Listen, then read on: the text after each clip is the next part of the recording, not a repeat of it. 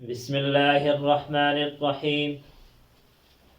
اللہ سے امید ہے کہ احباب اور دوست اچھے اور خیریت سے ہوگے۔ ہم نے بیماریوں کے بارے میں اسماء شروع کیے تھے، بعض اسماء کو پڑھ لیے، آج مزید پڑھیں گے۔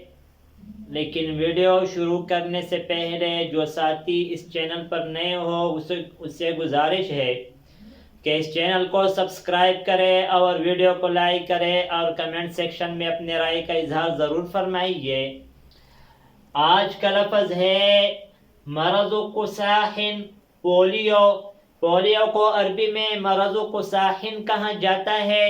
پولیو، التہاب اللوزتین، ٹانسر۔ ٹانسر کو عربی میں التہاب اللوزتین کہا جاتا ہے۔ جو گلے وغیرہ کی بیماری ہوتا ہے اس کو التہاب اللوزتین، اردو میں ٹانسر، انگلش میں بھی ٹانسر کہا جاتا ہے اس کو۔ سوء الہضمی، بدہضمی، جو بدہضمی ہوتا ہے اس کو عربی میں کہا جاتا ہے سوء الہضمی۔ اغماءۃ، بے ہوشی۔ بے ہوشی کو عربی میں اغماءۃ کہا جاتا ہے۔ اگر کوئی شخص چاہتا ہے کہ میں عربی میں ایسا کہوں کہ میرا بے ہوشی ہے، مجھے بے ہوشی پہنچی، مجھے بے ہوشی ہے، تو اس طرح کہیں گے عندی اغماءۃ۔ اور دوسرا تعبیر اس طرح بھی استعمال کر سکتے اصابنی اغماءۃ۔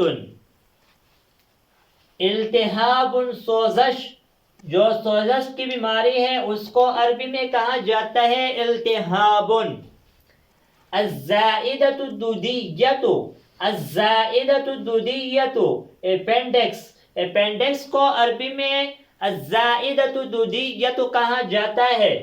ربع، دمے کی بیماری، جو دمے کی بیماری ہوتا ہے اس کو عربی میں ربع کہا جاتا ہے، جس میں سینے وغیرہ کا تکلیف ہوتا ہے۔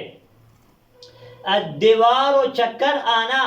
چکر آنے کو عربی میں الدوار کہا جاتا ہے، الدوار، چکر آنا۔ فقر الدم، خون کی کمی، جو خون کی کمی ہوتا ہے اس کو عربی میں کہا جاتا ہے فقر الدم۔ آج ان الفاظ پر اکتفا کریں گے، آئندہ ویڈیو میں ملیں گے۔ جزاکم اللہ خیرا۔ السلام علیکم ورحمۃ اللہ وبرکاتہ۔